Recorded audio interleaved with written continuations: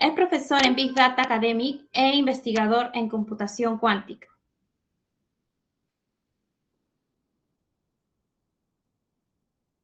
Antes de comenzar con el presente taller, indicarles que la asistencia se estará enviando por el chat del Meet en el transcurso del desarrollo del taller y estará habilitado por 15 minutos. Para registrar su asistencia, deben ingresar a la misma sección donde se registraron para el presente taller. Les recomendamos que solo es necesario que marquen su asistencia una sola vez. Sin más que agregar, damos pase al ingeniero Alonso Raúl Melgarejo Galván. El tiempo es suyo, ingeniero. Ok, muchísimas gracias. A ver, denme un segundo, por favor, para activar mi cámara y también para compartirles mi pantalla.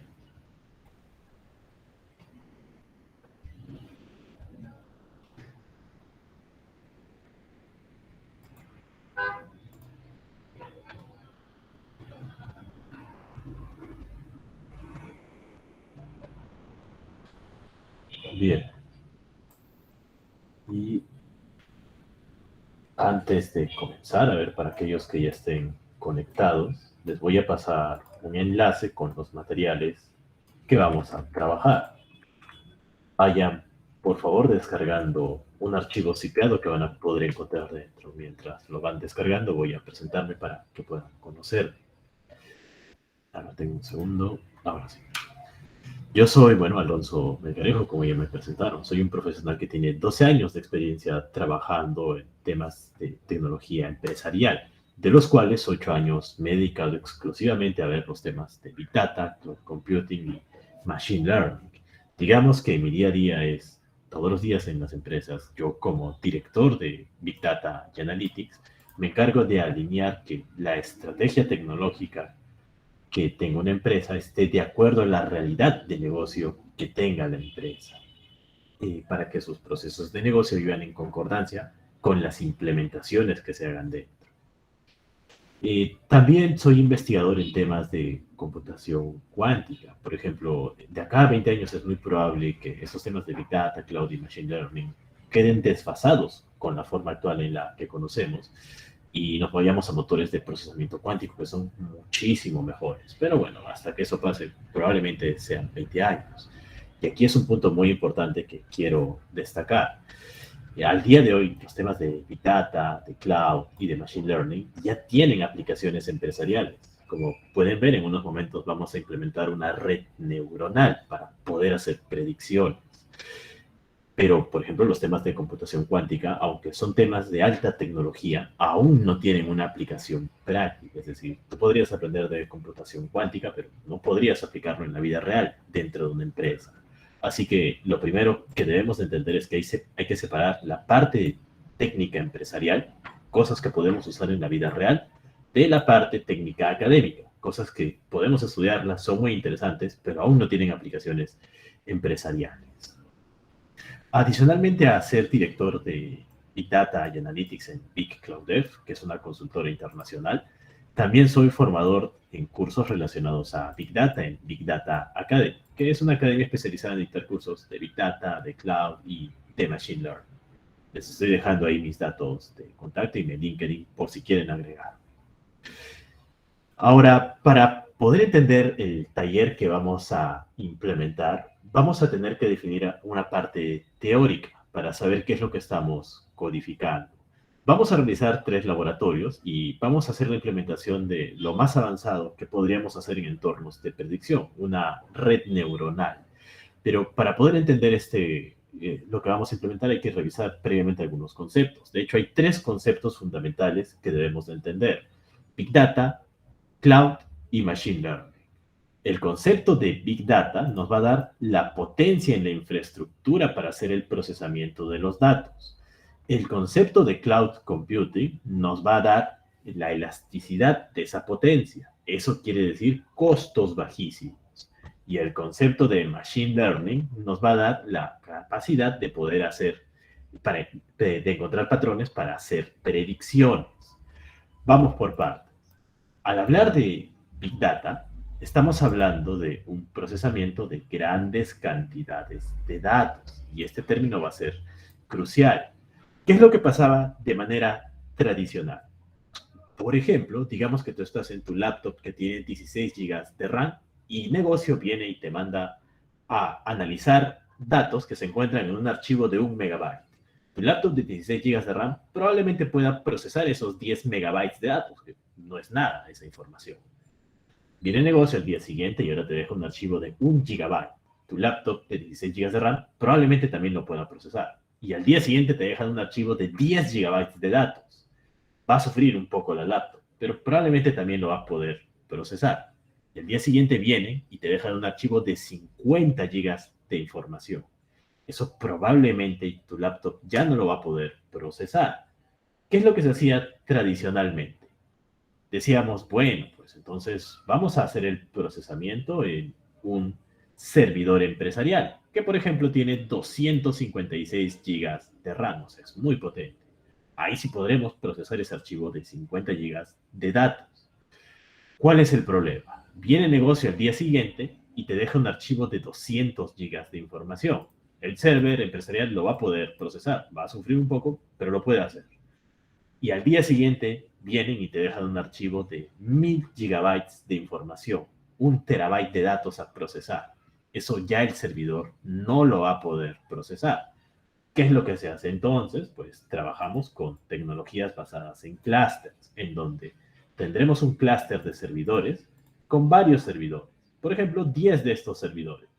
La potencia total de ese clúster en memoria RAM sería 256 GB de RAM por 10, 2560 GB de RAM, 2 terabytes. Ahora sí podremos procesar ese archivo de 1000 GB de datos. Entra en esta memoria RAM y puede ser procesado. ¿Cuál es el problema? El problema es que cuando nosotros hagamos las implementaciones en código, si estamos frente a una infraestructura distribuida, dentro del código vamos a tener que distribuir el archivo de datos para ser procesado. Digamos que el archivo pesa 1000 gigabytes, entonces 100 gigabytes aterrizan en un server, otros 100 en otro server, y así sucesivamente. ¿Cuál es el problema con eso? Que a nivel conceptual, como lo he explicado, la estrategia es simple, ¿no? Partimos el archivo en 10 partes y una parte va a cada server y se procesa. Pero eso hay que codificar y esa codificación no es tan simple. Es lo que se llama computación distribuida. Además, por ejemplo, ok, ya hemos repartido el archivo en 10 servidores y nos hemos demorado mucho y ya está funcionando. Pero a la mitad del procesamiento se pierde un servidor y esa parte del proceso que hemos perdido tendríamos que relanzarla en otro servidor y se empieza a complejizar cada vez más. ¿Qué es lo que hicieron entonces? Dijeron, bueno, pues ya que los clústeres tradicionales tienen esos problemas, vamos a implementar una tecnología que permita distribuir la carga de trabajo de manera automática alrededor de los servidores del clúster. Es decir, le mandamos el archivo de 1000 gigabytes y el propio clúster ya se encargará de distribuir el archivo en los diferentes servidores y ejecutar la lógica en todos esos servidores, la lógica que tú hayas desarrollado. Eso es lo que se conoce como un clúster de Big Data, cuando el propio clúster distribuye la carga de trabajo de manera automática. Y para ti como desarrollador es independiente de si detrás solamente hay un servidor, o hay 10 servidores, o hay 1000 servidores. De esa manera, tu lógica, lo que tú implementes en código, es agnóstica a la infraestructura. ¿La infraestructura de qué va a depender? Va a depender de la volumetría de los datos. Si vas a procesar 10 megabytes, con tu laptop es diferente. Es suficiente. Si vas a procesar 50 gigabytes, con un servidor clásico es suficiente. Si vas a procesar 1000 gigabytes, necesitaremos un clúster de Big Data. El código que tú tienes va a ser exactamente igual en tu laptop, que en tu servidor, que en tu clúster de Big Data. Lo único que cambia es la infraestructura y la volumetría. Mientras más volumetría, más infraestructura. Y de esa manera los desarrolladores ya se evitan problemas de estar haciendo distribución de carga de trabajo en entornos distribuidos. ¿Qué tecnologías permiten aprovechar de esa manera un clúster? Las tecnologías de Big Data. Y por supuesto que existen muchas de estas tecnologías.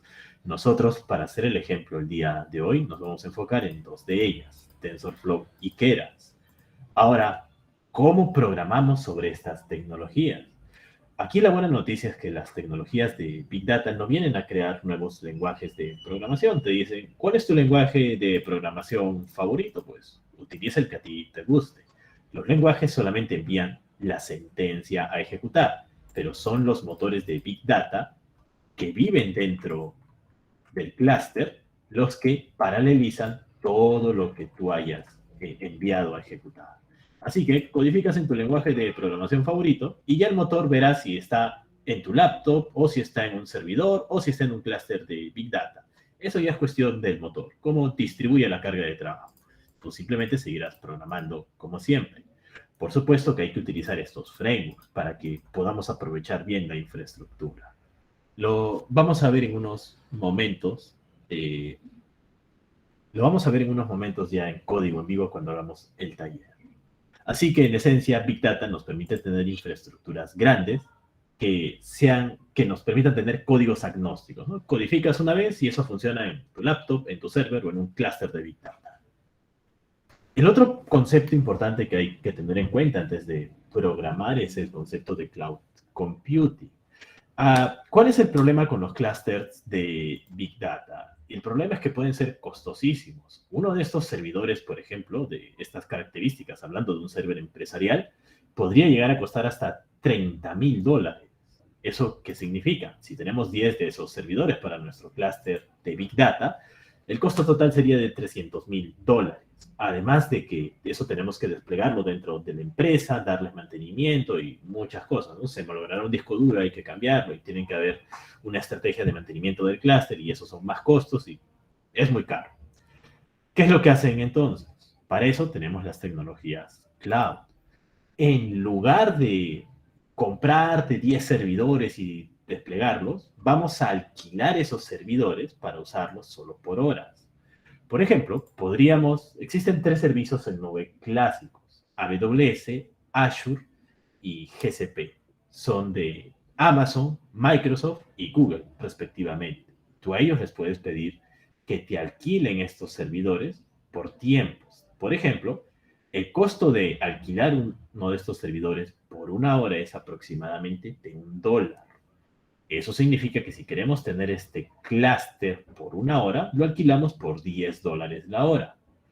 Cuando hagamos el entrenamiento de una red neuronal, vamos a darle clic al botón para que la red se entrene y eso en la vida real se puede quedar pensando, por ejemplo, 4 u 8 horas, porque tiene que procesar muchos datos. Digamos que se demora 10 horas en procesar todo el proceso. Como el clúster nos cuesta $10 la hora y lo hemos usado por 10 horas, facturaremos $100. Y listo, tenemos la potencia necesaria, alquilándola solo por el tiempo necesario a $100. Y nos sale baratísimo, o sea, $300,000 versus $100. Pues $100 es un presupuesto que una empresa ya puede manejar fácilmente. Ahí es donde intervienen las tecnologías cloud. Nos permiten tener clústeres de Big Data que solamente vivan por el tiempo en que van a ser usados, hacemos lo que tengamos que hacer y listo. Ya no los necesitamos más y se facturará solo por el tiempo de uso. Los costos son baratísimos. Por supuesto que las tecnologías cloud nos permiten hacer muchas otras cosas. Por ejemplo, hablando solo de los servicios de Big Data, aquí está Google, te ofrece estos servicios, Amazon estos de aquí, Azure estos de aquí, pero también hay otras cosas. Podemos hacer páginas web, podemos hacer storage, podemos hacer temas de mobile, podemos hacer temas de DevOps, y en fin, hay muchísimos otros servicios. Así que si hablásemos solo de la parte cloud, bueno, es todo un mundo muy grande. Uno de los temas que se pueden hacer con cloud es la parte de Big Data, tener estos clusters. Otro punto importante que tienen que saber de la parte cloud es que hay un problema. Actualmente tenemos AWS, Azure, Google, aquí en Latinoamérica son muy usados. Huawei Cloud también es muy usado. Relativamente recientemente, en el 2019, vino aquí también a Latinoamérica. ¿Cuál es el problema? Que aquí, por ejemplo, tenemos algunos motores de Big Data y cada nube tiene un API propietaria de desarrollo para estos motores. ¿Eso qué significa? Que si tú codificas una solución en AWS y luego te cambias a otra nube para que tu solución corra en esa otra nube, probablemente no funcione. ya que el API de desarrollo es diferente, así que tendríamos que traducir el código al API de Azure, o de Google Cloud, o de Huawei Cloud, y eso es un problema, porque ¿qué es lo que pasa en la vida real? Digamos que este año tú consigues un trabajo en una empresa y hacen cosas con AWS y después de 2 años consigues un mejor trabajo, te cambias y utilizan Azure y luego en otro utilizan Huawei y Google y tendrás que estar reaprendiendo constantemente. Así que, ¿qué es lo que se hace para evitar este problema de tener tantas nubes? Lo que se hace es desarrollar basándonos en un API estándar. De esa manera, nuestro código va a ser agnóstico a en qué nube se va a ejecutar. Por ejemplo, en unos momentos que vamos a ver estos 3 laboratorios, vamos a desarrollar con el API estándar. Así que si en algún momento cambiamos otra nube, ese código tiene que funcionar igual de bien. Por lo tanto, somos agnósticos en este momento, tanto al tamaño de la infraestructura. Si estamos en una laptop, o en un servidor, o en un clúster de Big Data, el código va a funcionar. Y también somos agnósticos a la nube en donde se ejecute. Da igual en qué nube estés, el código va a ser el mismo. Por eso se dice que hay que usar el ecosistema de desarrollo estándar. Eso siempre hay que tenerlo en cuenta. Y otro punto importante que nos da la nube es el concepto de elasticidad. ¿Esto a qué se refiere? Porque digamos que el día de hoy te mandan a procesar un archivo de 100 gigabytes y negocio necesita que ese archivo esté procesado en 1 hora y con 6 servidores cumples esa hora. Pero al día siguiente viene el doble de los datos y negocio necesita que se procese en 1 hora. Pero como viene el doble de información, se va a demorar el doble. Eso es un problema, en 2 horas. Pues no pasa nada, como estamos en nube, alquilamos 6 servidores más, tenemos 12 en total, y como tenemos el doble de la potencia, pues este doble de datos ya se puede procesar en 1 hora. Si mañana viniera el triple de datos, el código va a ser siempre el mismo, no lo vamos a tocar. La infraestructura depende de la volumetría. Si viene el doble de la volumetría, pues será el doble de la infraestructura. Si viene 10 veces más volumetría, pues será 10 veces más infraestructura.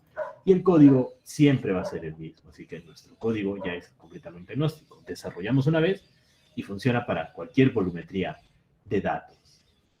Por supuesto que como estamos en nube, a esto se le conoce como el concepto de un clúster de Big Data elástico. Podemos agregar servidores o disminuir servidores según la volumetría que vayamos a procesar. Y bueno, pues si esto nos sale a $10 en un día regular 6 servidores, al día siguiente nos saldrá $20, porque bueno, vino el doble de datos. Pero ya al día siguiente, cuando regresemos a los 100 gigabytes de datos normal, ya seguiremos pagando los $10. Así la empresa paga solamente por lo que está utilizando, en lo que es temas de infraestructura. Esa es la ventaja de implementar técnicas de Big Data en la nube. Tenemos buena infraestructura a precios baratos y que es elástica. Podemos hacerla crecer o disminuir según la necesidad de procesamiento en la volumetría. También hay que entender que, como les dije, lo que vamos a aprender el día de hoy está basado en los estándares de desarrollo. Esto significa que nuestro código es agnóstico a la infraestructura cloud en donde se ejecute. Este mismo código tiene que funcionar igual de bien en Azure, en AWS y en GCP. Al menos lo que vamos a ver el día de hoy es cierto eso, va a ser completamente agnóstico. Pero también hay que saber que la agnosticidad al 100% es imposible. En ocasiones, el código que hayamos hecho acá, para Azure hay que hacer algunas pequeñas modificaciones. Para AWS otras pequeñas modificaciones. Y para Google también otras pequeñas modificaciones. Así que también hay un estándar propietario en cada nube que deberíamos conocer. Pero bueno, ya escaparía del tema que veríamos hoy. La buena noticia es que si respetamos los estándares base, probablemente el cambio en código que tenemos que hacer será mínimo, un 5%, un 10% del código nada más. En cambio, si no respetásemos los estándares, probablemente tendríamos que estar reescribiendo desde cero todo el código si tratamos de probarlo en otra nube. Así que es muy importante conocer los estándares de Big Data y conocer cómo se particularizan ya a cada nube. Y esa particularización debe ser pequeñita, debe ser lo menos posible. Ok. Por último, ya para pasar a los laboratorios, ¿qué otros conceptos tenemos que conocer? El concepto de Big Data nos da una infraestructura muy grande para procesar. El concepto de Cloud nos da precios bajos para esa infraestructura. Ahora cualquier empresa entonces puede tener un clúster de Big Data, alquilarlo por un momento y procesar sus archivos de datos. ¿Qué tipo de procesamientos podemos hacer? Existen diferentes tipos de procesamiento. Por ejemplo, procesos de ETL, procesos de batch, procesos de real-time, procesos de procesamiento no estructurado, semi-estructurado. Existen procesos de machine learning, de deep learning. Hay muchas cosas que una empresa tradicionalmente puede hacer al momento de procesar sus datos. Para lo que vamos a construir el día de hoy, nos vamos a enfocar en los procesos de machine learning. Son procesos que encuentran patrones dentro de los datos. Al hablar de machine learning, estamos diciendo lo siguiente, pues digamos que queremos hacer un motor que identifique si una persona potencialmente tiene diabetes o no tiene diabetes. ¿A qué me refiero con esto? Solamente para poner un ejemplo muy simple. ¿Qué influye en que una persona tenga diabetes? Por ejemplo, el nivel de glucosa que tenga en la sangre o si en sus antecedentes familiares haya habido personas que ya hayan tenido diabetes, porque eso también genéticamente se transmite, o por ejemplo también la edad. Es muy raro que niños tengan diabetes, pero mientras más adulto te haces, la probabilidad de que tengas diabetes se hace cada vez más grande.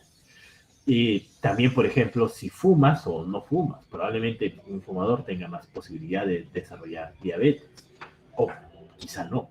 ¿A qué me refiero con esto? Hay ciertas variables que definen si potencialmente puedes o no puedes tener diabetes. ¿Qué es lo que pasa en la vida real cuando tú te vas a una clínica? Un doctor te manda a hacer muchos exámenes, ¿no? Para ver el nivel de glucosa en la sangre, mide tu estatura, tu índice de masa corporal, tu peso, tu sexo, tu edad, y hay muchas cosas que el doctor tiene que tener. Agarrará el reporte, verá los datos y este doctor, no sé, pues tendrá 20 años de experiencia ya trabajando con personas con diabetes y dirá, ¿no? Yo he visto, por ejemplo, que cuando una persona pesa más de 20 kilos, mide menos de 1,60 m, tiene cierta edad y todo esto, yo he visto que esas personas tienen diabetes. Y acá justo en los registros usted cumple con esas características, entonces potencialmente puede que tenga diabetes. Eso es lo que pasa en la vida real. Ahora, ¿cómo es que el doctor sabe esto? Por la experiencia. En vivo ya tantas veces habrá revisado casos que ya sabe cuándo una persona puede tener diabetes según estas características que definen a la persona. Ahora, ¿qué es lo que podemos hacer? Podemos construir un modelo basado en datos que encuentre los patrones que indiquen si una persona tiene o no tiene diabetes. Por ejemplo, en toda la historia de los 20 años de la clínica, vamos a tener, no sé, pues, 100.000 pacientes. Y cada paciente tiene ciertas características de peso, de edad, de nivel de glucosa en la sangre y muchas características que definen a un paciente. Y al final vamos a decir si, no sé, pues, y al final este paciente sí tenía diabetes o no tenía diabetes. Y así, tendremos 100.000 pacientes que previamente ya fueron analizados y sabemos que tenían o no tenían diabetes. Esta tabla de datos la podemos pasar a un proceso para que el proceso encuentre los patrones que indiquen cuándo una persona tiene diabetes y cuándo no tiene diabetes. Al encontrar los patrones dentro de los datos, estamos implementando un proceso de machine learning, aprendizaje automático. El propio proceso encuentra los patrones que define algún tipo de objetivo. En este caso, si la persona tiene o no tiene diabetes. Por ejemplo, podríamos encontrar el patrón de si pesas más de 60 kilos, mides menos de 1,50 m, tienes más de 70 años y eres fumador, entonces hay un 95% de probabilidades de que tengas diabetes, por ejemplo. Pero si cumples todas esas características y tu sexo es femenino, ahí la probabilidad se reduce y solamente tienes un 20% de probabilidad de que tengas diabetes. Eso, por ejemplo, son patrones que el algoritmo va a tener que encontrar. A eso se le conoce como machine learning, encontrar patrones de manera automática dentro de los datos para apoyar a la toma de decisiones. Al hablar de machine learning, existen dos tipos de machine learning, el descriptivo y el predictivo. El descriptivo te dice cuáles son los patrones que hay en los datos el día de hoy, y el predictivo te dice cuáles van a ser los patrones en el futuro. Nosotros vamos a implementar este de aquí, que sería un caso, digamos, lo más complejo posible, para que vean cómo es que en la vida real se hace analítica predictiva. Aquí también hay que tener en cuenta que Hacer analítica, pues, no solamente es buscar patrones en los datos, sino que también es, por ejemplo, ¿no? Nos van a pasar la tabla de los pacientes y alguien en un paciente en la edad puso el nombre porque se equivocó al momento de teclear. Hay un registro que está sucio.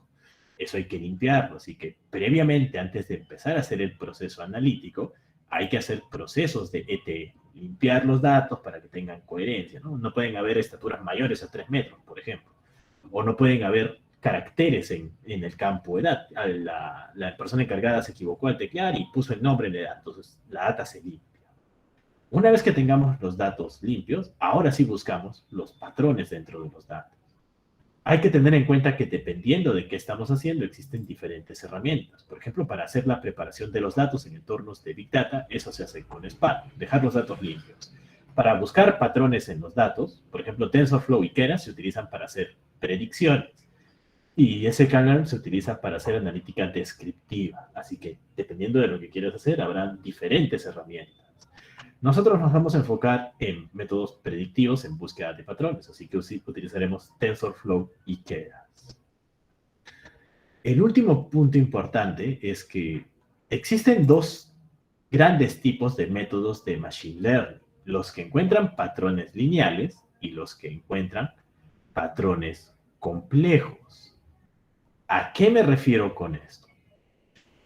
Por ejemplo, cuando nosotros busquemos patrones en los datos dentro de las empresas, en la gran mayoría estos patrones son complejos, no son patrones lineales.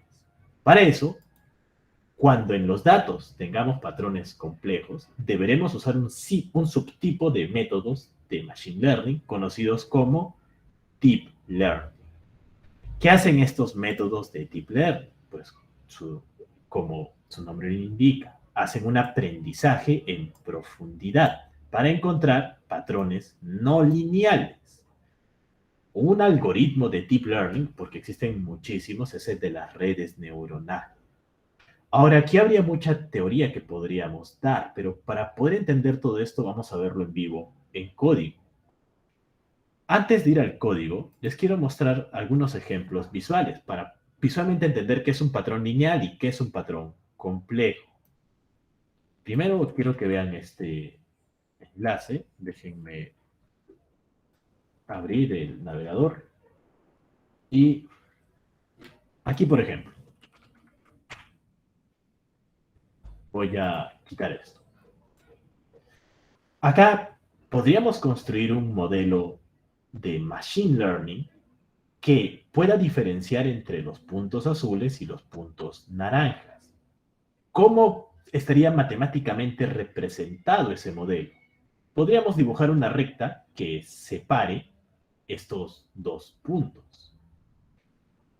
Ahora, ¿cómo es que los modelos de Deep Learning construyen, cómo buscan estos patrones? Lo hacen por medio de rectas. Hay una unidad de procesamiento conocida como perceptrón. Un perceptrón lo que hace es encontrar un patrón lineal dentro de los datos. El problema para diferenciar los puntos rojos, naranjas de los azules, se simplifica en encontrar la recta que los segmente. Utilizaremos un perceptrón, ya que el perceptrón encuentra patrones lineales, rectas. Le voy a dar clic a este botón y el perceptrón encontró la recta. Aquí está. Esta recta está dividiendo los dos segmentos de datos. Pudo encontrar el patrón. Por supuesto que en la vida empresarial real no vamos a encontrarnos con patrones de este tipo. Aquí está ordenadito y listo para que funcione a la primera. Podríamos encontrarnos con patrones de este tipo, más complejos. Acá, por ejemplo, no existe una recta que separe los datos. ¿Cómo puedo yo diferenciar los puntos rojos de los verdes? ¿Dónde colocaría la recta que segmente esos datos? La respuesta es que no existe esa recta. Por ejemplo, ¿qué podría ser esto en la vida real? Solamente para poner un ejemplo de muy alto nivel, ¿no? Digamos que estamos haciendo un método para diferenciar células cancerígenas de las células buenas. Las rojas son las células cancerígenas y las verdes son las células buenas. Podríamos hacer una quimioterapia inteligente que solamente se enfoque en eliminar las células cancerígenas, es decir, las rojas. Ahora, ¿cuál es el problema? Pues los modelos lineales solamente encuentran rectas y por lo tanto nunca vamos a poder encontrar una solución. ¿Qué es lo que hacemos? En lugar de usar solo un perceptrón que encuentre solo una recta, pues usamos varios perceptrones. Y de esta manera, cada perceptrón va a encontrar una parte de este gran patrón. Y de esa manera podemos definir que todo lo que esté fuera de este cerco de rectas son las células buenas y todo lo que esté dentro de este cerco son las células malas. Así que realmente la solución conceptualmente es simple. En lugar de usar un perceptrón, pues usemos varios y que cada uno encuentre una parte del patrón complejo. Al usar varios perceptrones se le conoce como una arquitectura de red neuronal. Eso es justamente una red neuronal. Es aquella que tiene varias de estas unidades de procesamientos llamadas perceptrones y cada perceptrón encuentra una parte del patrón y en conjunto son capaces de encontrar todo este patrón complejo. ¿Por qué se le llama red neuronal? Porque se parece mucho a las neuronas que todos tenemos en el cerebro. Por ejemplo, para que esta neurona pueda encontrar, qué sé yo, ¿no? Esta parte del patrón, va a analizar, a esto se le llama features, es decir, las características. Si estamos hablando de predecir si una persona tiene diabetes o no, pues ¿cuáles serían las características? Su edad, su peso, su estatura, su nivel de glucosa, qué sé yo. A esas características se le llaman features. Eso va en la capa de entrada de la red neuronal. Entrarán muchos features. Los features clásicamente se representan por la variable X. Podríamos tener edad, peso, estatura, sexo, estado civil y quién sabe cuántos features. Todos esos features estarían para ser analizados por un perceptrón y ese perceptrón encontraría una parte del patrón. Esos mismos features entrarían en otro perceptrón y encontrarían otra parte del patrón y así sucesivamente. Estas conexiones, si se dan cuenta, todos los features entran a los patrones y tenemos muchas conexiones. A esto se le conoce como la sinapsis neuronal. Representa la capacidad de inteligencia de la red neuronal. A mayor sinapsis neuronal implica que hay mayor conexión de features con los perceptrones. Entonces, mientras más perceptrones tengamos, podemos ir modelando cosas cada vez más complejas. Al final, por supuesto, los perceptrones van a dictaminar, ¿no? O tienes diabetes o no tienes diabetes. O dale el crédito porque esta persona sí te va a pagar, o no le des el crédito porque esta persona no te va a pagar. O esta es una célula cancerígena o esta no es una célula cancerígena. Al final te da una respuesta. Eso va en la capa de salida. Así que, al fin y al cabo, construir una red neuronal es definir cuáles son las características a analizar, definir la potencia neuronal de procesamiento, que es la sinapsis. Mientras más complejo sea el problema, más neuronas requeriremos. Y finalmente la capa de salida, que ya determina la predicción. Dar el crédito, no lo es el crédito, es una célula cancerígena o no la es. Para poner un ejemplo visual y ya ir al código, acá por ejemplo tenemos un modelo complejo. Es el que hemos visto aquí en la PPT, ¿no? Tenemos los puntos azules y aquí los puntos naranjas. Vamos a tratar de resolver el problema con un perceptrón. Es obvio que no existe solución, no hay una recta que separe los datos y por lo tanto no vamos a poder encontrar bien el patrón, ¿no? Te está diciendo esto es lo naranja y esto es lo azul y eso no es correcto, ¿no? En lo que se supone que es azul hay puntos naranjas. Así que utilicemos una red neuronal para encontrar ese patrón complejo. En este enlace ya lo tenemos. Y vamos a ver qué es lo que pasa si agregamos 6 neuronas. Ya debería poder encontrar el patrón. Y vemos que sí, efectivamente, tenemos la recta 1, 2, 3, 4, 5 y 6. Y pudo ahora sí encontrar ese patrón complejo. De esto se trata hacer implementaciones de redes neuronales. En teoría, tantas neuronas como tengamos, pues mientras más complejo sea el patrón, requeriremos de más neuronas. ¿Cuál es el problema de las redes neuronales? El problema es que esto es una unidad de procesamiento. Ahora aquí tenemos 6, por lo tanto, mientras más perceptrones tengamos, pues más potencia computacional vamos a requerir. Pero ahí es donde vienen las tecnologías de Big Data y Cloud, ¿no? Podemos levantar un clúster de Big Data. Imaginemos, por ejemplo, que con 6 perceptrones, en un servidor se está demorando el proceso 10 horas y negocio lo quiere en 1 hora.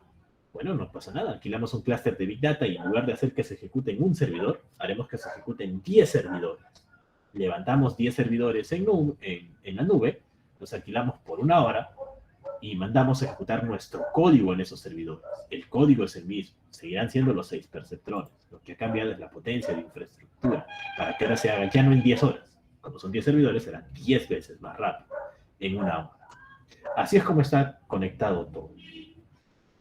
Ahora que ya tenemos los conocimientos conceptuales, vamos ahora sí directamente al taller para hacer la implementación.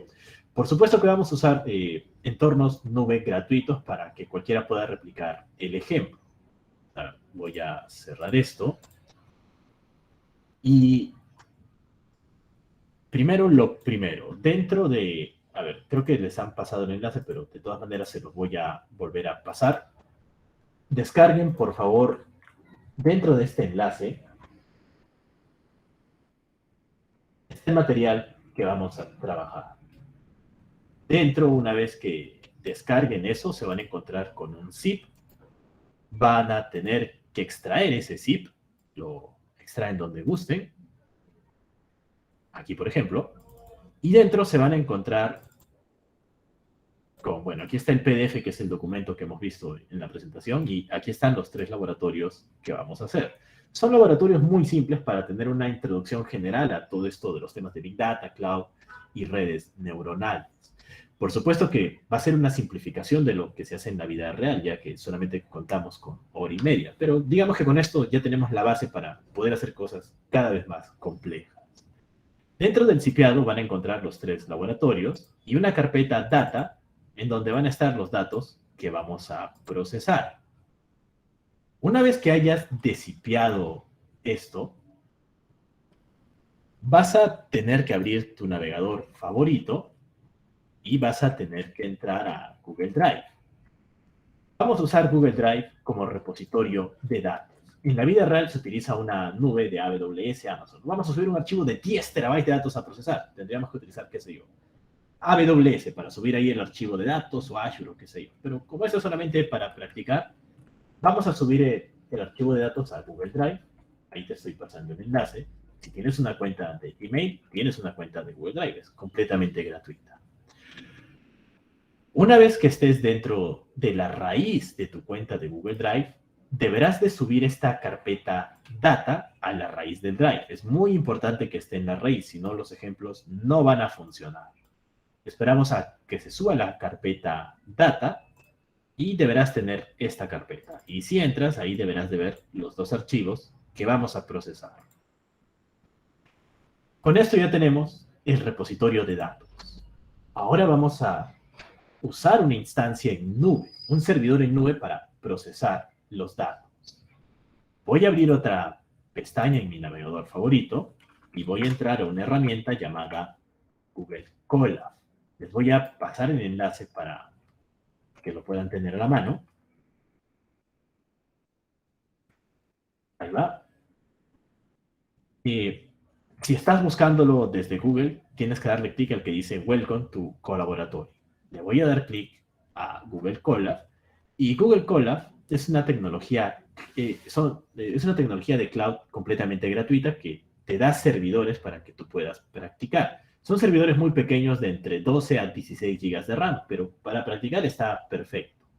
Ya sabemos que en la vida real requeriríamos de, no sé, pues una infraestructura de 10 servidores y todo eso, pero no tendría sentido hacerlo en este momento. Nuestro código sobre este servidor de 16 GB de RAM deberá de ser el mismo que si luego lo llevamos a un entorno de Big Data de 20 servidores. El código es agnóstico a la infraestructura. Para ver que todo en el Colab esté funcionando, una vez que te aparezca esta pantalla, deberás de darle clic a Bloc de Notas Nuevo. Esperas unos segundos. Y te va a colocar una instancia de prueba. Vamos a aprender a usar Colab. Lo primero que tenemos que hacer es pedirle un servidor para desarrollar. Eso se hace dándole clic aquí, en Conectar. Ahí se nos está asignando un server. Vamos a esperar a que nos asigne un server gratuito. Ahí está terminando.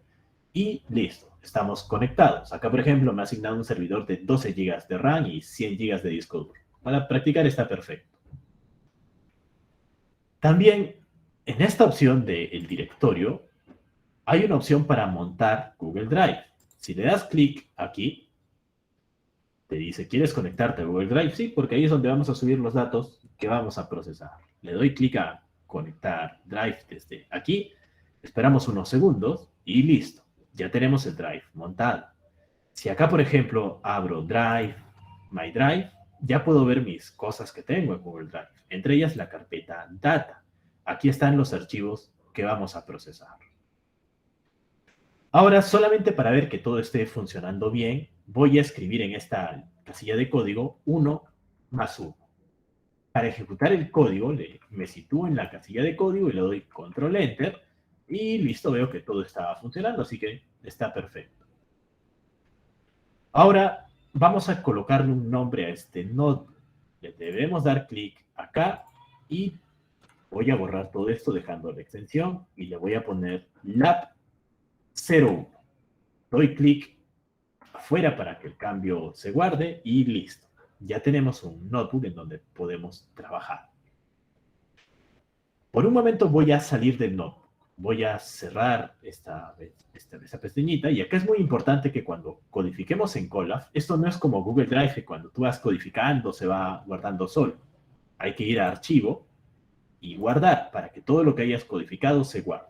Ahí se guardó, por ejemplo. Ya imaginemos que ya hemos hecho el red neuronal, terminamos y ya cerramos esto. ¿Dónde puedes encontrar tus notebooks de desarrollo? Dentro de la raíz de Drive se va a haber creado una carpeta llamada Colab Notebooks. Si no la ves, refresca la página y deberás verla. Si entras dentro de Colab Notebooks, aquí está, por ejemplo, el laboratorio que acabamos de crear. Para abrir este laboratorio, pues simplemente le damos doble clic, esperamos unos segundos y listo, ya deberíamos tener ahí el entorno para comenzar a trabajar. En ocasiones automáticamente te monta un servidor nuevo. Si no te lo monta, pues simplemente le das clic. También en ocasiones te monta de manera automática el Google Drive. Si no te lo monta, bueno, le das clic, le das a autorizar y se monta el Google Drive. Eso es lo mínimo que deberíamos tener. Voy a regresar a la raíz de Drive y ya sabemos que aquí están los datos que vamos a procesar y aquí están los notebooks que vamos a desarrollar. Voy a entrar a mi directorio de notebooks. Deberíamos tener uno. Y ya les he dejado los notebooks desarrollados.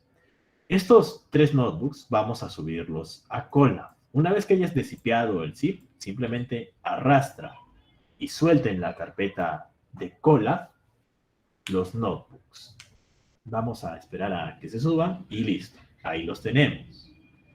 Voy a cerrar ahora sí esta carpeta. Ya tenemos todo lo necesario. Los notebooks y los datos.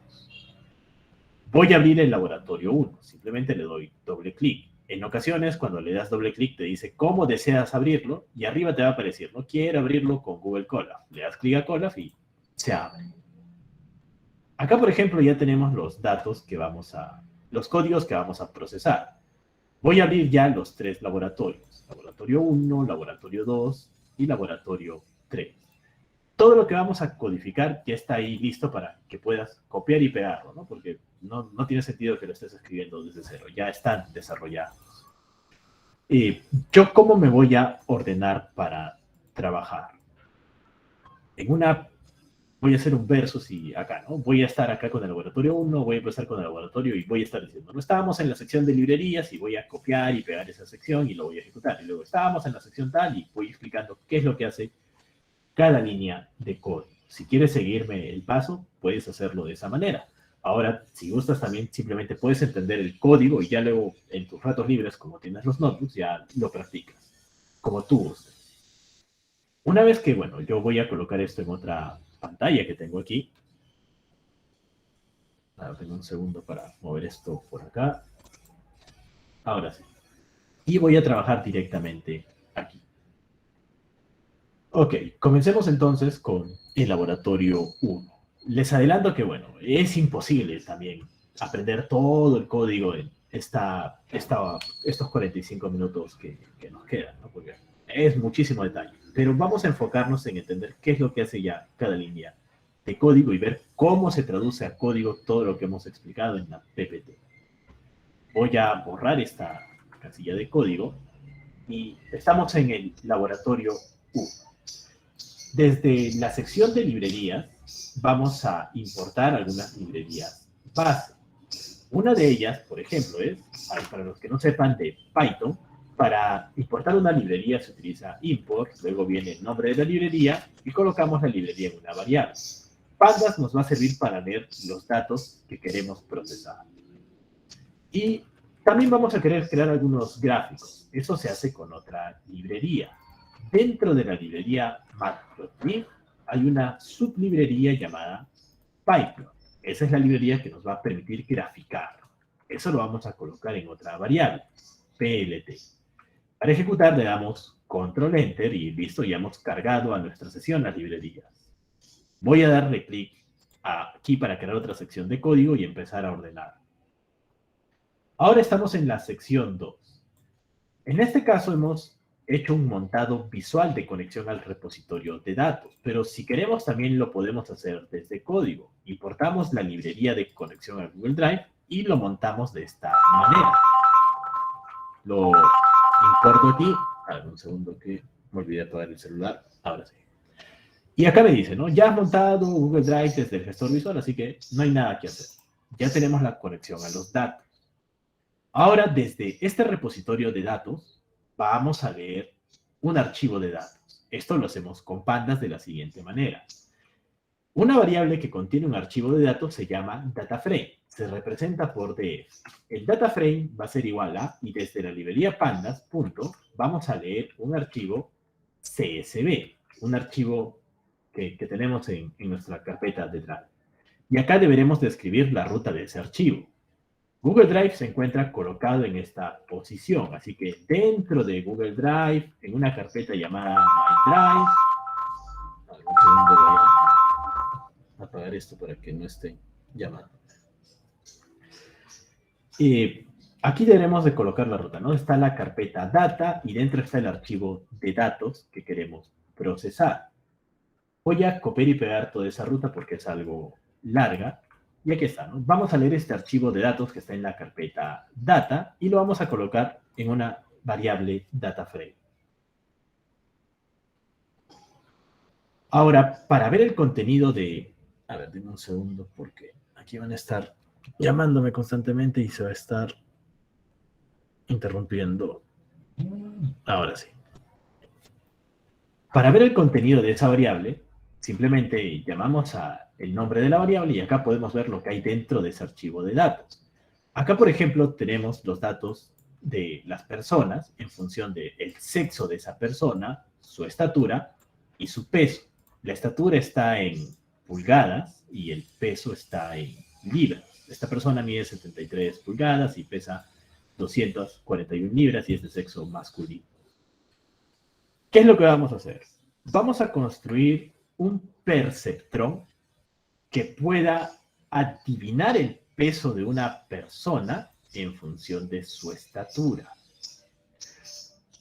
Para esto, deben de saber que para poder construir un perceptrón hay que dividir los datos en dos partes. Datos de entrenamiento y datos de validación. Con los datos de entrenamiento, el perceptrón va a encontrar el patrón en los datos. Y con los datos de validación, el perceptrón va a ver si puede acertar al adivinar nuevos casos.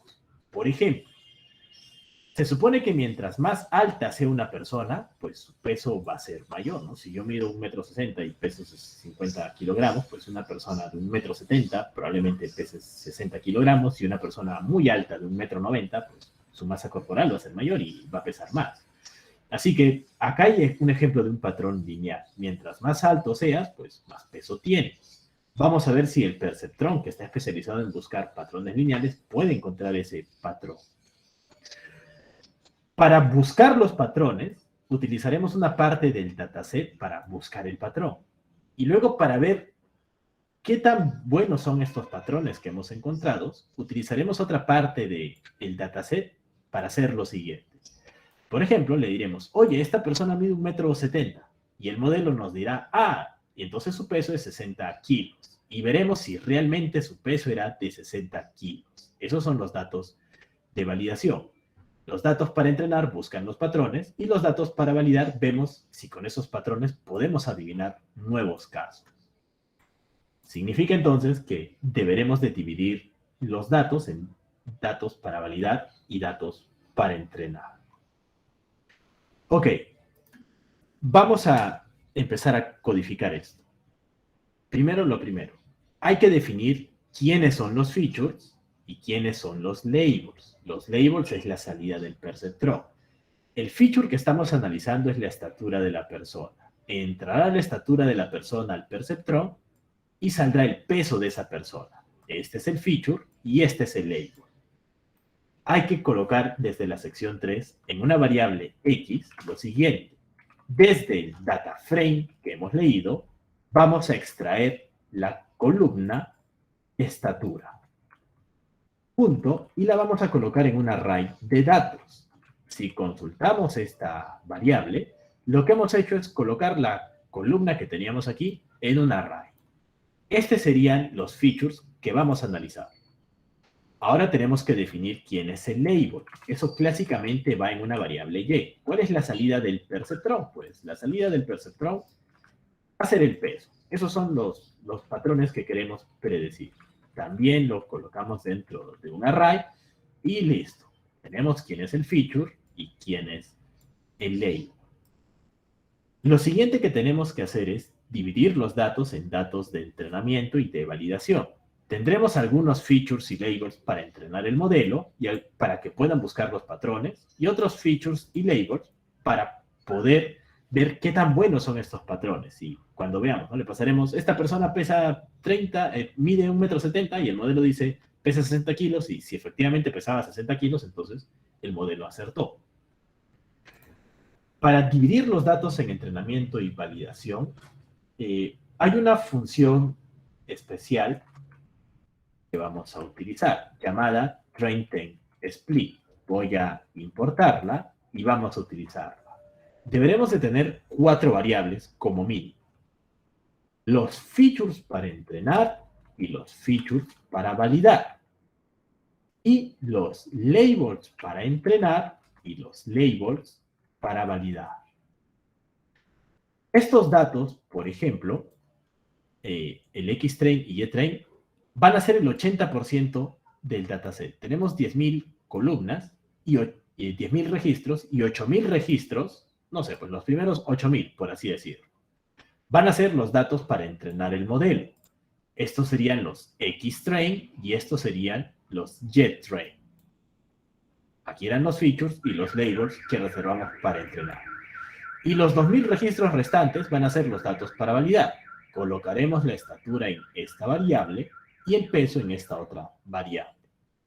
Todo esto ya lo hace de manera automática la función trainTenSplit. Dentro deberemos de identificar quiénes son los features, quiénes son los labels y la variable size, que define cuántos datos vamos a colocar para validar el modelo. Clásicamente se coloca un 20% de los datos. Vamos a ejecutar esto y veamos qué hay dentro de cada una de estas variables. Primero vamos a ver qué hay en las variables en donde vamos a buscar los patrones. Dentro de los features para entrenar, vamos a llamar un objeto llamado shape, que nos da la dimensionalidad del objeto. Hay 8.000 registros. Dentro de los labels para entrenar, también deberemos de tener 8.000 labels. Cada estatura tiene un peso. Hemos reservado el 80% de datos para buscar los patrones en ellos. Una vez que encontremos los patrones en los datos, usaremos los features para validar 2.000 registros y los labels para validar 2.000 labels también, 2.000 registros para validar. Y haremos lo siguiente, ¿no? Acá habrá una persona que mide 1,70 m, se lo pasaremos, y el modelo dirá, pesa 60 kilos. Vamos a ver si es cierto. Consultaremos los labels que hemos reservado y realmente esta persona pesaba 60 kilos, así que el modelo pudo adivinar correctamente el peso de la persona. Así que de esa manera se utilizan estas 4 variables. Estas 2 para entrenar y buscar los patrones en los datos y estas otras 2 para validar qué tan bueno es el modelo que hemos construido, si está adivinando de manera correcta. En eso consiste el primer laboratorio.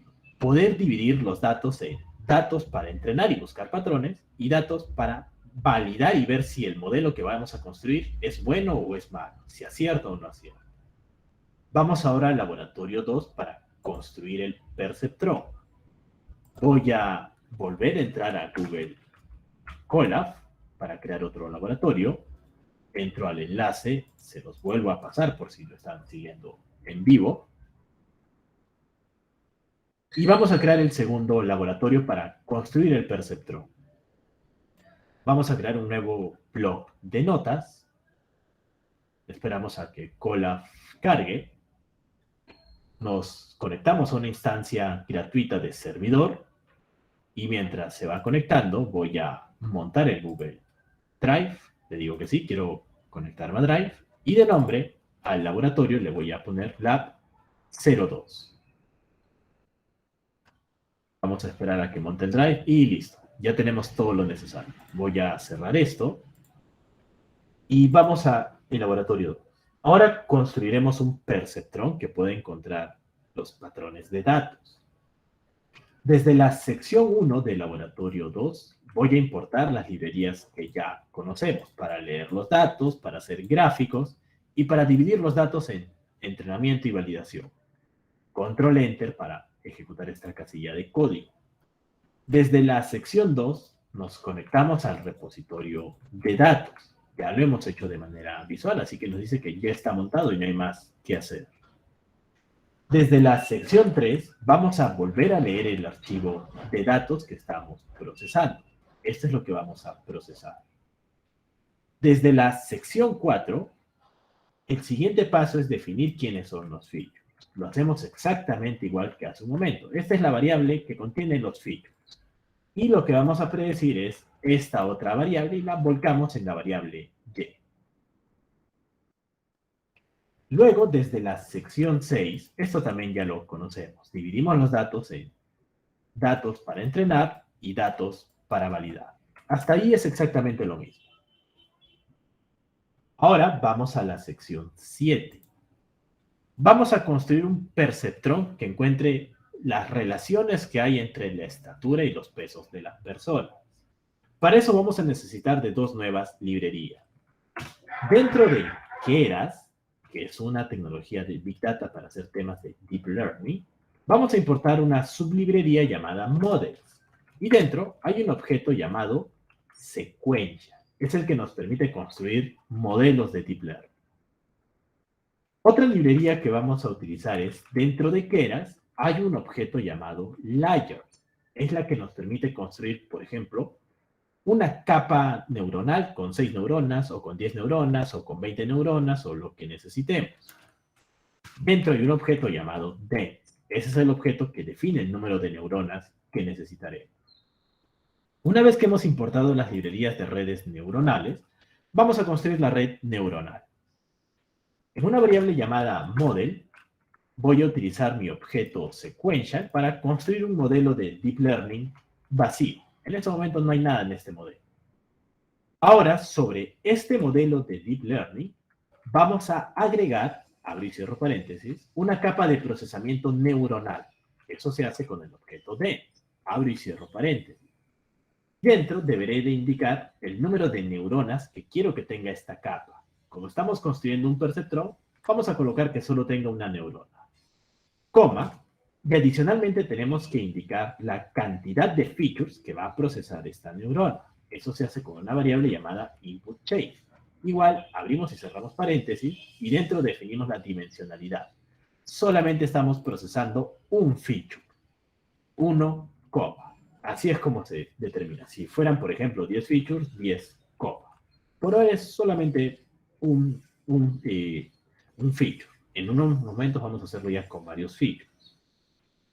Ok, entonces tengo un modelo de Deep Learning con una capa que solo tiene una neurona. O podríamos colocarle, si queremos, 10 neuronas o 100 neuronas, o bueno, para comenzar solo una neurona. Le hago un control enter y listo. Tenemos un modelo con una neurona que va a procesar un feature. Luego, vamos a ver el nivel de sinapsis neuronal que tiene este modelo de Deep Learning. Eso lo podemos hacer con la función summary. Tiene un nivel de sinapsis neuronal de 2, porque es una neurona que recibe un input y sale un output, entonces solamente tiene 2 conexiones. Es algo muy simple. Con esto ya tenemos definido un modelo de Deep Learning de solo un perceptrón. Una vez que has construido tu arquitectura de red neuronal, en unos momentos esto va a ser mucho más grande, lo siguiente que tenemos que hacer es, ok, ya está todo listo, vamos a compilar el modelo para utilizarlo y buscar los patrones en los datos. Para compilar el modelo, estamos en la sección 8, desde TensorFlow, que es una tecnología de Big Data para compilar modelos de Deep Learning, dentro del subpaquete Keras, dentro del subpaquete optimizadores, vamos a importar un motor de compilación. Existen muchísimos. De hecho, el estándar es el SGD, pero bueno, ya estaríamos saliendo de lo propiamente que vamos a ver. Para efectos prácticos, hay un motor de compilación de redes neuronales que es genérico, que se utiliza casi en todos los casos. Se llama Adam.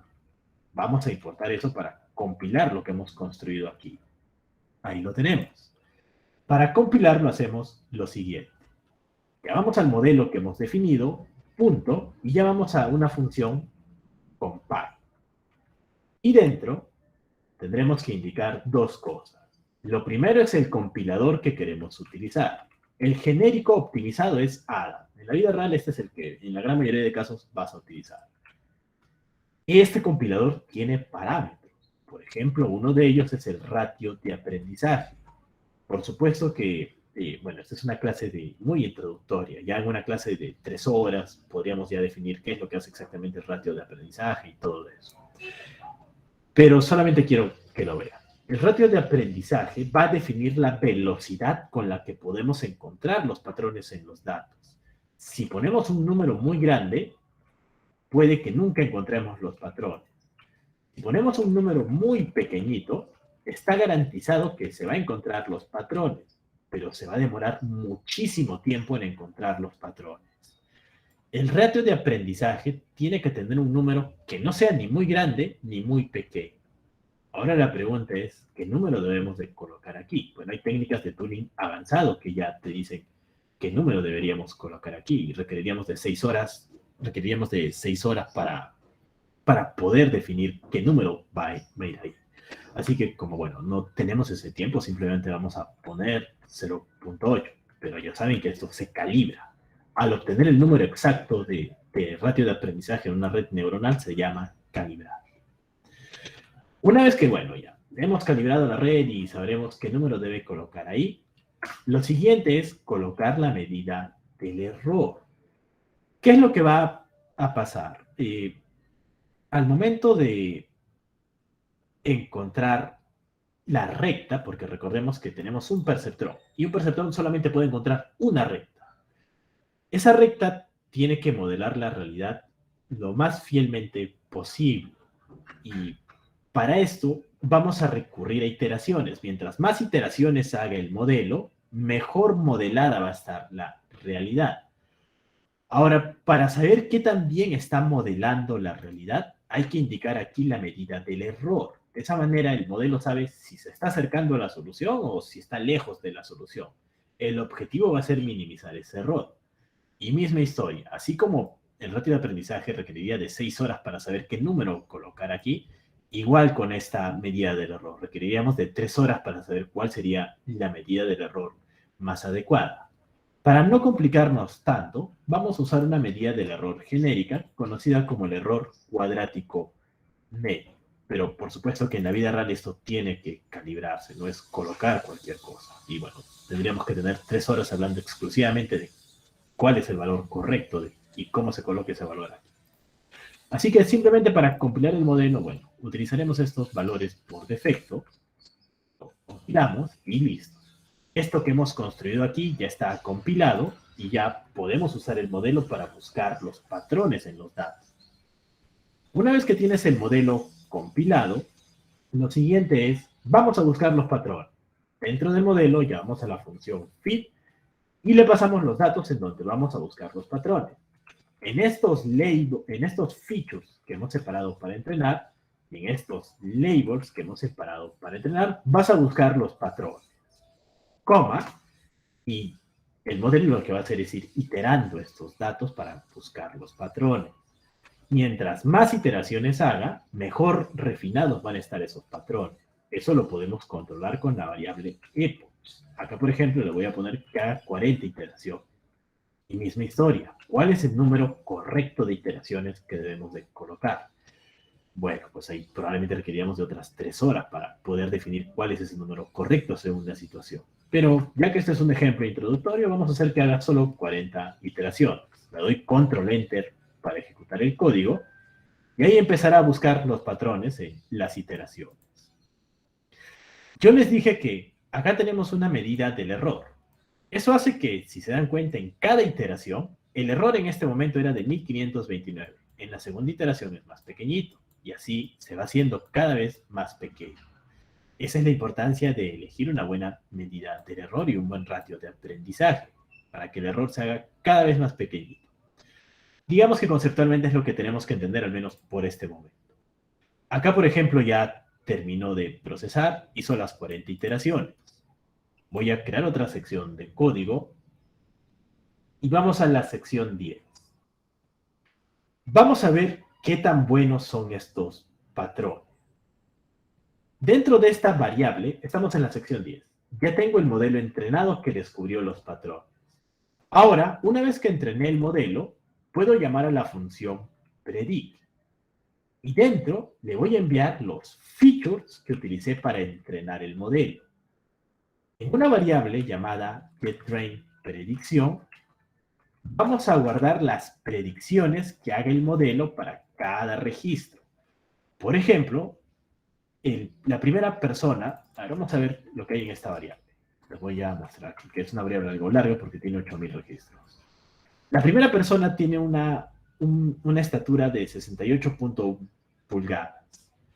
¿Cuánto va a pesar? Pues como el modelo ya encontró los patrones, va a recibir. A ver, vamos a ver cuánto pesa esta persona que mide 68 pulgadas. Y aquí nos dará la respuesta. Eso lo hará para cada una de las personas. Vamos a ver qué es lo que obtenemos en esta variable. Por ejemplo, esta primera persona que mide 68 pulgadas pesa 164 libras. Esta otra que mide 60 pulgadas pesa 106 libras. Y así sucesivamente. El modelo ya está haciendo las predicciones. Ahora vamos a ver qué tan buenas son estas predicciones respecto a la realidad. Podemos hacerlo visualmente. Estamos en la sección 11. Por ejemplo, vamos a, desde la librería de ploteo de datos, que nos permite graficar cosas, vamos a plotear algo. Estos son los features para entrenar, los vamos a colocar en el eje X del gráfico. Y estos son los labels para entrenar. Acá, por ejemplo, tenemos esta nube de puntos. Se supone que tal persona tiene tal peso y tal estatura y tal peso. Para que lo pueda mostrar como un gráfico de puntos, vamos a agregar un tercer parámetro. Entre comillas simples, colocamos puntos. Le estamos diciendo, oye, el gráfico quiero visualizarlo como puntos. Ahora sí lo vemos como puntos. Acá, por ejemplo, hay una persona que mide 60 pulgadas y pesa quizá 90 libras y así sucesivamente. Hemos dibujado toda la nube de puntos de la realidad, de los datos, de los features para entrenar y los labels para entrenar. Ahora, sobre este mismo gráfico, vamos a agregar, con estos features, hemos hecho una predicción de los pesos. Y vamos a ver qué es lo que obtener. Esto es lo que el modelo está prediciendo. Ha encontrado un patrón lineal, si se dan cuenta. ¿Qué es lo que el modelo te está diciendo? Si esta persona tiene 65 pulgadas en su estatura, debe estar pesando alrededor de 150 libras. Y habrá personas que pesen más o que pesen menos, pero por ahí va. Ha modelado lo más real posible la realidad. Justamente un perceptrón encuentra la recta que modela lo mejor posible la realidad. Pero aquí una persona te podría decir, oye, pero yo mido 65 pulgadas, pero yo peso 180 libras. Y bueno, es lo esperado. No necesariamente todas las personas que midan exactamente lo mismo van a pesar exactamente lo mismo. Habrá más flaquitos y más gorditos. Pero el modelo está dando una aproximación de ese peso promedio que tendrían esas personas. hemos encontrado entonces el patrón lineal que modela esta nube de puntos. Ahora la pregunta que nos hacemos es, ¿qué tan bien modelada está la nube de puntos? El patrón representa un porcentaje de la realidad. Esto representa un 30% de la realidad, un 20%, un 100%. ¿Cuánto representa? Es obvio que no representa un 100%, porque hay personas que no están sobre esta recta, pero la aproxima. Eso se le llama el porcentaje de patrones descubiertos que tiene el modelo. Para saber eso, en la sección 12 hay otra librería llamada R2Score, que es la misma historia, ¿no? Requeriría de 3 horas hablando de qué significa eso. Pero por efectos prácticos nos va a decir el porcentaje de patrones descubiertos. ¿Qué es lo que tenemos que pasarle a esta librería? Dos variables. Los pesos reales de las personas y los pesos que el modelo entregó. Y al ejecutar esto, por ejemplo, este perceptrón encontró un 74% de los patrones. Es decir, que esta recta representa a la realidad en un 74%. ¿Eso está bien o está mal? Pues está muy bien porque ya sabemos que van a haber personas con la misma estatura pero diferentes pesos, así que va a ser imposible que todas las personas tengan el mismo peso. Así que esto es lo más realista que el perceptrón pudo modelar. Y con esto entonces tenemos un ejemplo muy simple de cómo trabaja un perceptrón. Por supuesto que podemos hacer algo más complejo. Acá hemos hecho algo muy simple. Dadas las estaturas de una persona, hemos podido construir un modelo que adivine los pesos de las personas. Pero ¿cuál es el problema? El problema es que en la vida real no va a ser tan bonito. Les voy a mostrar el código del laboratorio 3, que ya es un poco más complejo, pero les va a dar una idea general de cómo todo esto ya se desarrolla en la vida real. Vamos a entrar nuevamente a Google Colab y voy a crear este último laboratorio. Les adelanto que esto ya va a requerir de más conocimiento técnico, que por el momento solamente vamos a poder ver el código, pero hay mucha explicación que podríamos dar de cada sección de ese código. Voy a montar una instancia de Colab y voy a conectarme a Google Drive. Y le voy a poner Lab 03. Ahora, desde el laboratorio 3 voy a importar las librerías bases desde la sección 1. Desde la sección 2 me conecto a Drive, que ya lo hicimos de manera visual. Y desde la sección 3 vamos a ver otro archivo de datos. En este caso, por ejemplo, vamos a construir un modelo que pueda predecir cuánto dinero vas a gastar si te llegases a enfermar en una clínica. ¿Qué es lo que tenemos que buscar? Por ejemplo, dada cierta edad, dado cierto sexo, dado índice de masa corporal, si eres más gordito o flaquito, dado el número de hijos que tengas, dado si eres o no fumador, y dado la región en donde vivas, suroeste, noroeste, sureste o noreste. Por ejemplo, esta persona con estas características, cuando se enfermó, tuvo que pagar una cuenta de $16,000. Esta otra solamente de $1,700. Por ejemplo, quizá el hecho de que sea fumador influya en que su salud se deteriore más y requiera de un tratamiento clínico más costoso, por ejemplo. Una vez que construyamos un modelo, podríamos ingresar nuestros propios datos y ver si nos enfermamos, cuánto dinero gastaríamos para ese tratamiento. Y de esa manera podríamos hacer una predicción de cuál sería el dinero que una persona gastaría según las características que tenga esta persona en su estilo de vida.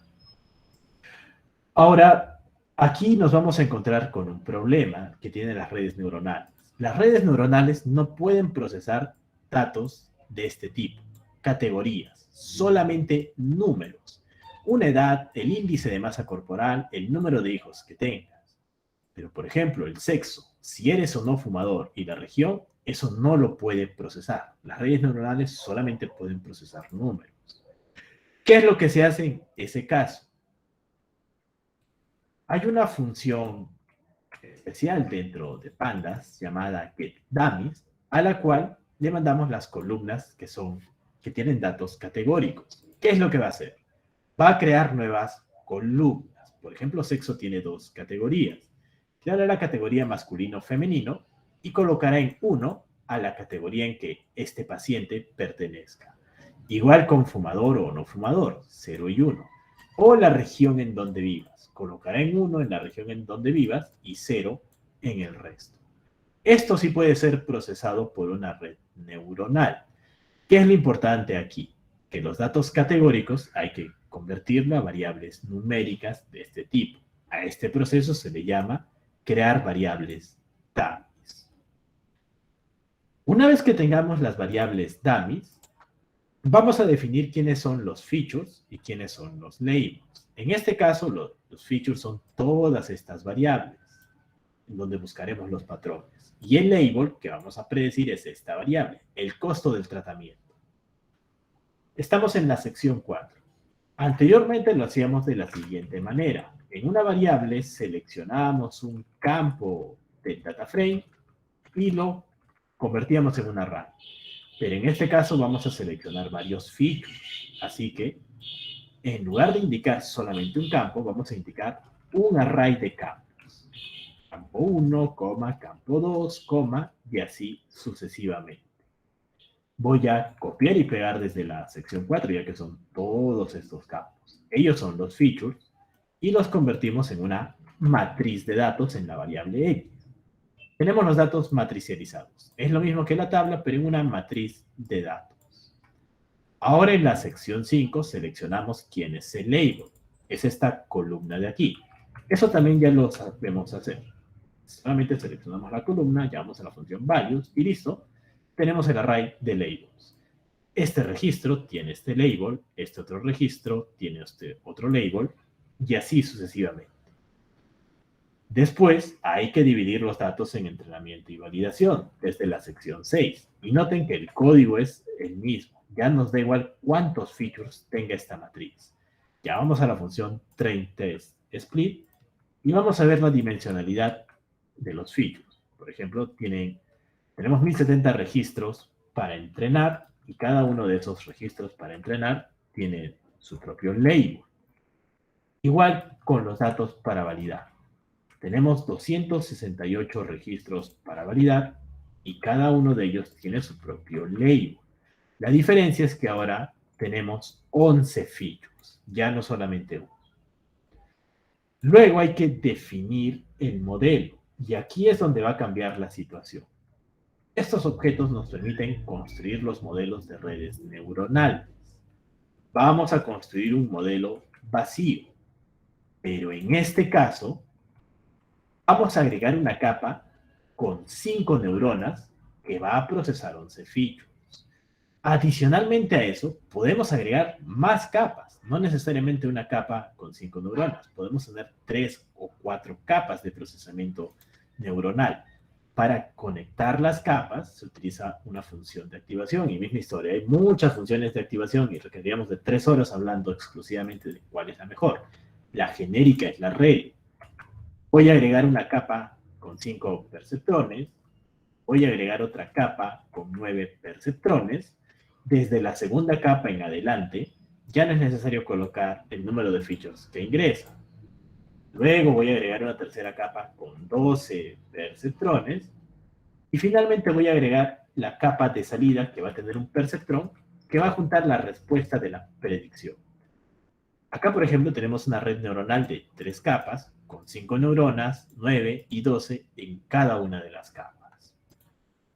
Si llamamos a la función summary, podremos ver, aquí está, cuál es el nivel de sinapsis neuronal, es decir, el número de interconexiones que hay entre todas estas neuronas que tenemos. Tenemos una sinapsis de 247. ¿Esto será suficiente para encontrar los patrones en los datos en todos esos features? Vamos a ver. Desde la sección 8 vamos a importar el compilador del modelo y compilamos el modelo tal cual lo hicimos hace unos momentos. Y luego, desde la sección 9, llamamos a la línea que busca los patrones en los datos que hemos reservado para entrenar el modelo. 40 iteraciones. Y ahí el modelo, con toda esta sinapsis neuronal, empezará a buscar esos patrones complejos que quién sabe qué patrones habrán en esos datos. Ahí terminó. Ahora vamos a ver cuántos patrones hemos descubierto. Eso lo hacemos desde la sección 12.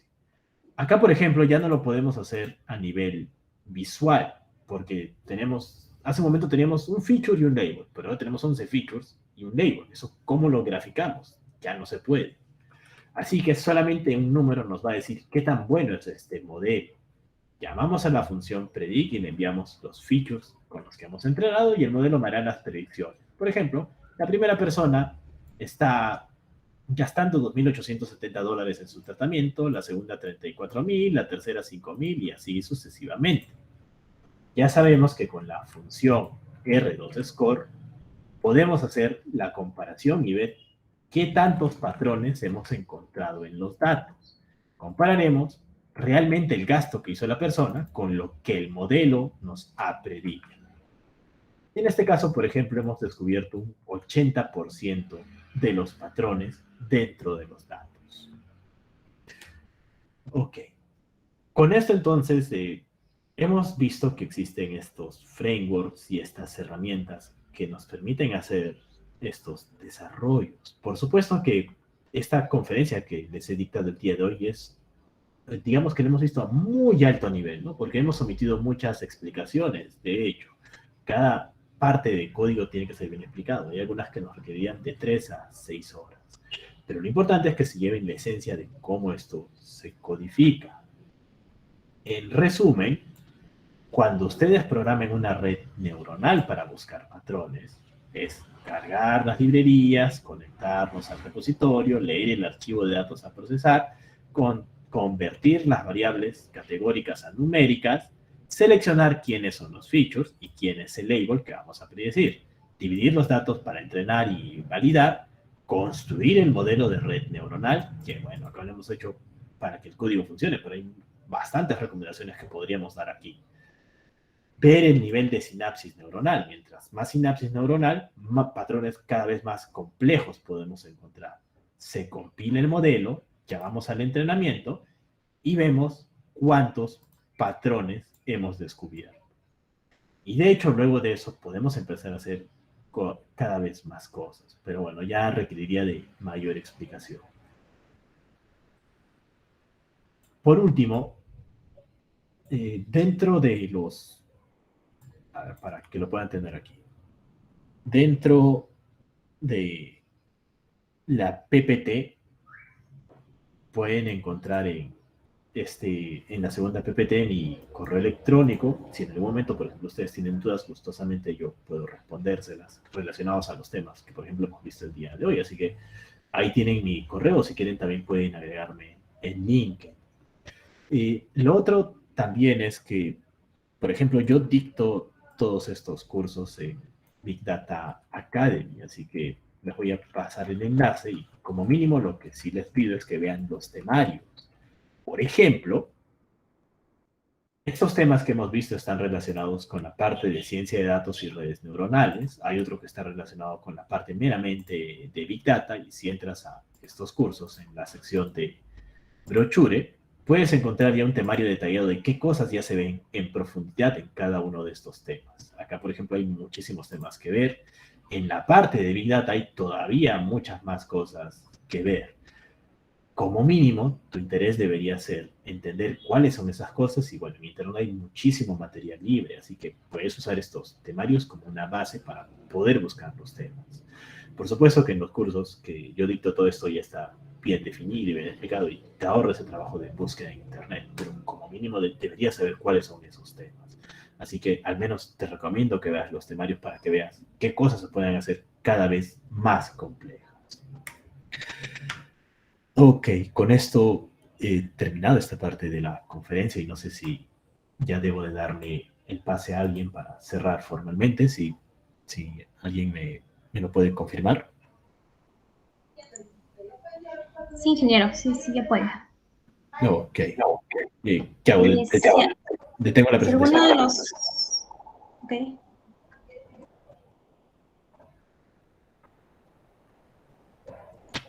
Si alguno de los participantes desea hacer alguna pregunta, la puede hacer por el chat del Meet o puede activar su audio. Ok. A ver, ¿hay alguna consulta, por favor? Pueden hacerla en el chat o, si gustan, por su micrófono.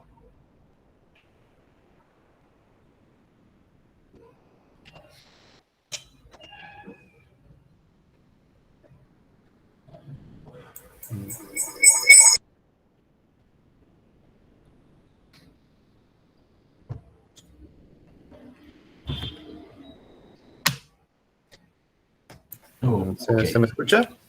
Sí, yo sí logro escucharle. De título que nos habló, ¿hasta qué punto se suele utilizar?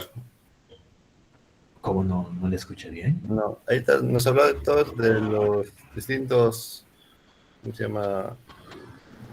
Formas de redes, pero en cuanto a la predicción, ¿cuándo exacto puede ser? O siempre hay, de ver un límite siempre hay, pero ¿cuándo exacto es? Le entiendo. Va a depender. Por ejemplo, la ventaja que tienen las redes neuronales es que, por ejemplo, si agregamos 10 neuronas y solamente encontramos un 70% de los patrones, bueno, le agregamos más neuronas para encontrar un mayor porcentaje de patrones. Esa es la ventaja que tiene la red neuronal. Mientras más perceptrones, pues cada vez más patrones vamos a ir encontrando. Ahora, ¿qué es lo que pasa en la vida real? Pues lo que va a pasar constantemente es que los datasets que nos pasen a nosotros van a tener errores, así que nunca vamos a llegar a descubrir un 100% de todos los patrones. Por ejemplo, generalmente oscila entre un 80% a un 95%, o incluso, por ejemplo, los modelos de riesgo crediticio pueden llegar hasta un 97% de descubrimiento de patrones. Esos son los rangos aceptables en los que estarían oscilando el descubrimiento de los patrones, de un 80 hasta un 97%. La dificultad es que el dataset siempre está sucio. Nos pasan datos que están pésimamente almacenados, hay errores, las edades están en negativo, estaturas mayores a 3 metros, entonces ya por más redes neuronales que hagamos, si la data está sucia, bueno, no vamos a descubrir los patrones. Digamos que ese es el principal problema. Ahora, si todo está perfecto, limpio y ordenado, podemos seguir aumentando neuronas y aumentar más el descubrimiento de patrones. Ok. ¿Hay alguna otra consulta, por favor?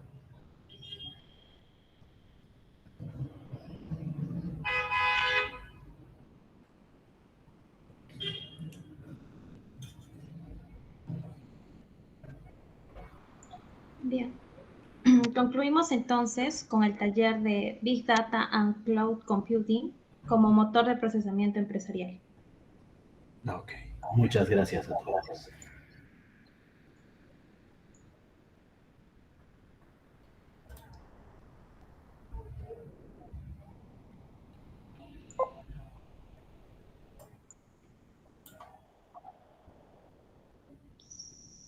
Seguidamente le hacemos entrega del certificado virtual al ingeniero Alonso Raúl Melgarejo Galván, reconociendo su excelente participación en el presente taller, que es parte del desarrollo del 22º Congreso Internacional de Informática y Sistemas. Ok. Ahora mismo, ingeniero, ya puede revisar su bandeja de entrada para que pueda visualizar su certificado. Ok, muchísimas gracias.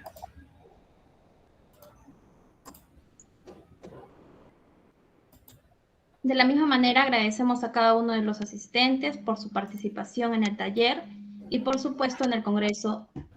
El día de mañana se desarrollará el siguiente taller, Internet de las Cosas, Raspberry y otras tecnologías, dirigido por el bachiller Jesús Harold Cervantes Tapia a las 11:20 de la mañana. Gracias a todos, los esperamos en el taller en la tarde para poder continuar con las ponencias de este segundo día del Congreso Internacional de Informática y Sistemas. Conmigo será hasta un próximo taller. Que tengan un buen día.